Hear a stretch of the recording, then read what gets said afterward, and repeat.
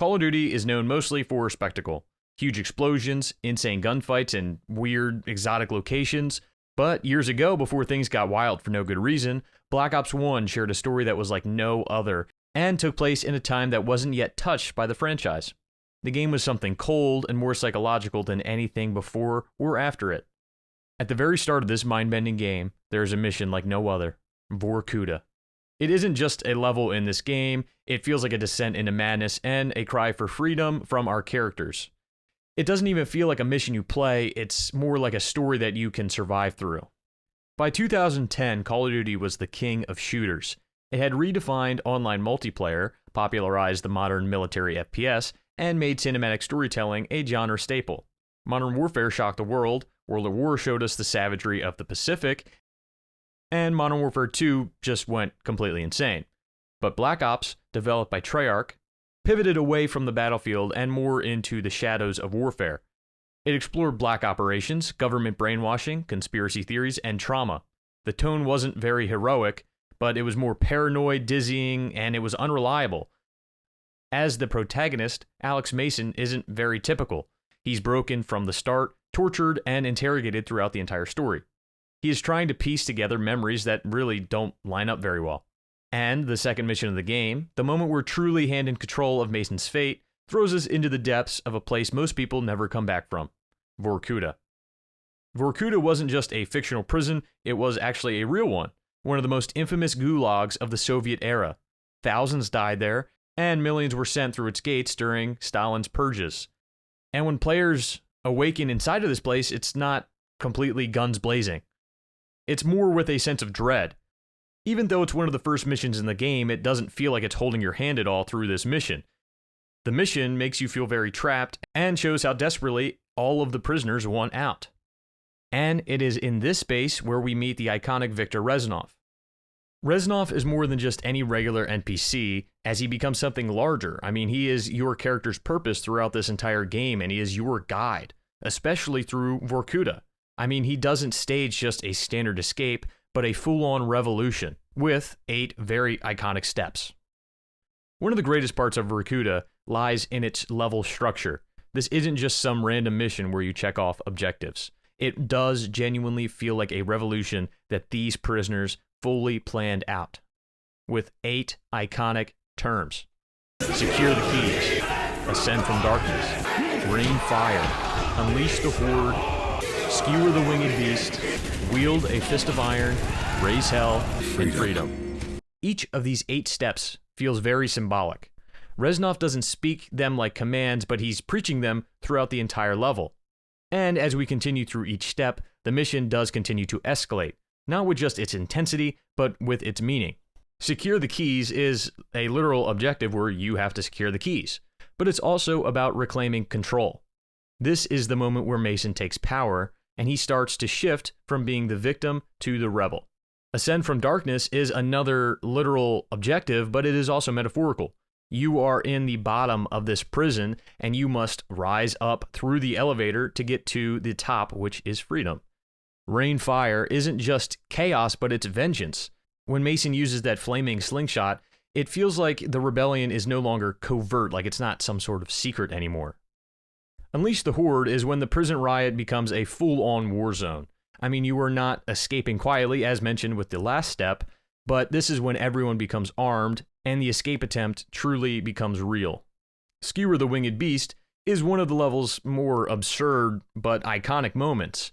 You use some sort of like makeshift hook gun thing to bring down this helicopter, but somehow this step works. I mean, even with how absurd it is, it just fits with more of the chaos that is brewing within Vorkuta and in the escape. Wielding a fist of iron is the moment when Mason gets the minigun. The power dynamic flips even more in the favor of the prisoners, and the guards are no longer the predators, but they are the prey. Raise hell is not just some metaphorical destruction, but it is when the prison literally starts to break down. I mean, the prison is being destroyed and the guards begin to all die. And then freedom, finally, which can be seen in a few different ways. I mean, there's freedom from the prison, but truly the rest of the game, you're not really free until the end, as you're kind of stuck within your own mind. But this list the 8 steps, is the backbone of the entire mission. And it paces the level in a way that feels very memorable and iconic, I guess. It paces the level in a way that you might hear it in some sort of mythical story or something. I mean, you're not just escaping prison, but it's like you are a part of a prophecy. And by the time the last step hits, you are no longer just a soldier, you are the legend who broke out of Vorkuta. I mean, in most Call of Duty missions, objectives are just very blunt. Oh, Ramirez, protect the Burger Town! But, I mean, in Vorkuta, every objective is a manifestation of anger and trauma and of the revolution in the prison. It's very poetic, and it's honestly unforgettable. Vorkuta doesn't just shine through the story and the structure, but it excels in gameplay variety. From beginning to end, this mission doesn't really sit still. It's a mix of different kind of power. So, I mean, you start off with the knife, and then you end up with the minigun, which is all very different ways of playing through this level, and you slowly shift.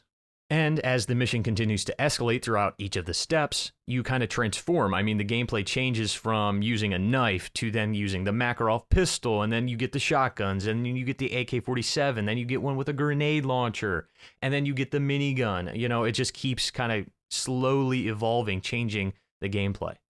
I mean, once you get the shotguns, it's a full-on pivot.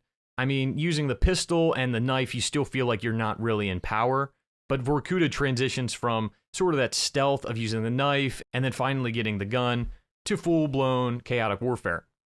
I mean, once you obtain the shotguns, this is essentially the pivot, as Vorkuta transitions from a weak kind of, not stealth mission, but sort of on the down low to this full-blown chaotic kind of war with the prisoners and the guards. The game doesn't just give you one tool or mechanic, but it throws a different arsenal at you. The game doesn't just give you the one weapon throughout the entire mission, but it kind of throws a whole arsenal at you, and it's very interesting. It's not really like a tutorial where you start off with something weaker and get something better, but it fits with the story and thematically. I mean, each weapon is designed to escalate Mason's journey from prisoner to liberator. I mean, throughout the mission, if you think about it, you man a turret, you construct and fire a ballista, and take down a massive helicopter, and it all just sounds very absurd on paper, but within this level, it really does work. Every moment is loud, brutal, and designed to feel improvised. The game makes you believe this revolution is happening in real time, and that no part of it is really rehearsed or preordained. The game makes you believe that this revolution is happening in real time, but it still doesn't feel like it's rehearsed. It just feels like everyone knows what they should be doing, and they're trying their best to pull it off. And it flows perfectly. At the end of the mission, it feels like the pinnacle, like you are about to escape. You wielded the Fist of Iron, which is the minigun, and you aren't really running anymore. You are the hunter, as I said earlier. It still saves room for a massive chase at the end. But Vorkuta doesn't end on that kind of high, but it saves for a final chase. The motorcycle escape caps the entire mission off. It's sudden, cinematic, and feels very frantic. It's essentially the cherry on top of this entire mission and keeps the pace up to maximum.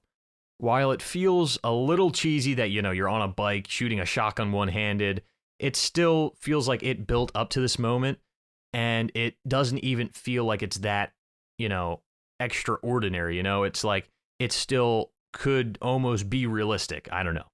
This entire level does not repeat its mechanics, but it builds upon them in each section. Every weapon feels very temporary and improvised, almost like you're surviving minute by minute, which is what it's meant to feel like. It's not about mastering a certain weapon or a certain tactic, but it's about kind of believing in the moment and this massive revolution. And in that way, Vorkuta becomes something greater than just any regular Call of Duty mission. I know I mentioned him earlier, but to not have a full section on Reznov in a Vorkuta video would be extremely lame. Because in many ways, this mission isn't really about Mason, but it's about the myth of Viktor Reznov, who is the revolutionary behind the escape, and will continue to be the voice in Mason's head throughout the story. Reznov made his first appearance in Call of Duty World at War. There he was charismatic, unyielding, forged by Stalingrad, and fed on hatred for the Nazi war machine. But in Black Ops, years later, he has changed. Not really physically, I mean, we see the same guy and hear the same iconic voice, but, something inside of this guy is different. He's no longer the soldier leading troops into battle, he's now a prisoner rotting in one of the worst places on Earth. Yet, though, he still rises above this and leads, almost becoming the old person he was back in World War II. That's kind of the magic of Reznov. He doesn't need rank and he doesn't need orders, but he can still inspire a whole crowd of people to do good. Gary Oldman's performance is an absolute masterpiece. It's very intense and theatrical, but it's not really cartoonish or cheesy. Whenever Reznov speaks, it doesn't really feel like exposition. It feels like he's really ramping up these prisoners with his 8 steps to inspire them. And we, the player, believe in him. Not because the game tells us to, but because Reznov feels like someone you would absolutely follow into hell. He is essentially the moral anchor of Vorkuta. And the best part is, we don't even realize what Treyarch really is doing to us yet. This is where the genius of Black Ops kicks in throughout the entire story, because Reznov isn't just a character, but he's a manifestation and sort of a symbol of Mason's trauma. He represents Mason's unraveling psyche, because after Vorkuta, we're never really quite sure if he's real. This isn't just good writing, but it's a character as a gameplay mechanic. I mean, it's a friend who becomes some sort of delusion that leads you through the game. And that begins right here in Vorkuta. That's where this sort of fracture in Mason's mind starts. This is sort of the beginning of wondering, what happened, and more wondering what's actually real, But beneath all of the shouting and the gunfire, the mission is laced with something far more disturbing: mind control and psychological captivity. This isn't just a physical prison, but it's the beginning of a deeper imprisonment, one that you really can't shoot your way out of. Mason escapes the Gulag, but his mind never does, which is the brilliance of this mission. It tricks you into believing you're gaining freedom when in fact you're falling deeper into control. Vorkuta is framed as Mason's moment of agency. You're rising, fighting back, reclaiming power, but in retrospect, was the rebellion spontaneous or was it implanted? Let's take a step back. The entire Black Ops narrative is centered around MKUltra, a real-world CIA program that experimented with psychological conditioning and mind manipulation. Mason is a subject of that program. He's been broken down, reprogrammed, and turned into a weapon. And Vorkuta is the origin of his new identity. Every step you take through the prison trying to escape is guided by Reznov, but more of the idea of him. By the time you escape that prison, the idea is lodged in Mason's head permanently. This is where Black Ops elevates itself beyond just any regular war game. It uses Vorkuta to show how trauma rewires someone, how memory can become just a myth, and how easily the mind, no matter how strong, can be hijacked. The 8 steps might feel like freedom, but they're sort of indoctrination and programming. The steps are instructions not just for escape, but for submission. Submission to a cause, to a purpose, to someone who might not even be real. Vorkuta is unforgettable, not just because it's fun to play, but because it dares you to ask dangerous questions. What if this freedom was all just a setup? And what if your mind is really the real battleground? Call of Duty certainly has never struggled to create memorable moments, but few missions leave a legacy as deep and as far-reaching as Vorkuta. This wasn't just a peak for level building, but it was sort of used as a blueprint to later influence other missions in later campaigns across the franchise. Everything that Black Ops would become, its psychological style, its fragmented narrative, its shifting identity, all kind of starts in Vorkuta. This was the turning point where Call of Duty proved it could tell mature, more layered stories without sacrificing the action. It could be both thrilling and introspective, and explosive and paranoid. After Vorkuta, missions were no longer just playgrounds for new weapons, but they become set pieces for Mason to unravel in. Environments weren't just levels, but they were kind of metaphors. You weren't just killing enemies, you were interrogating your own reality. Treyarch would revisit this format again in later games like Call of Duty Black Ops Cold War, with its fragmented memories and shifting perspectives. But Vorkuta was the first time the form reflected the theme. The gameplay matched the character's mind, and the violence on the outside mirrored the inner collapse. Even other shooters began experimenting with psychological depth, cinematic framing, nonlinear structure, and all that jazz. I would say that Vorkuta, and in a larger picture, the entire story of Black Ops 1, helped push the FPS genre out of its regular combat comfort zone and into something more daring, especially with games like Spec Ops: The Line. You don't just play Vorkuta, but you carry it with you throughout the entire story of Black Ops 1, long after the mission ends. Because Vorkuta was never just a prison, but it was a turning point for Mason and for the player throughout the entire game. You think you're breaking out, but really your character is breaking down. You think you've escaped, but the bars kind of just moved from your body to your mind. The Vorkuta mission as a whole just tricks you. It dares to ask questions that few games in this genre would ever do. What if freedom is just an illusion? What if the revolution was planted into your brain? What if your identity is nothing more than programming with a trigger phrase? And what if your identity is nothing more than programming with number code? Vorkuta is unforgettable because it can blend gameplay and its narrative, and spectacle with the subtext. It's Call of Duty at its most daring, and a mission that feels like a total blockbuster, playing like an adrenaline rush that unfolds like a psychological horror.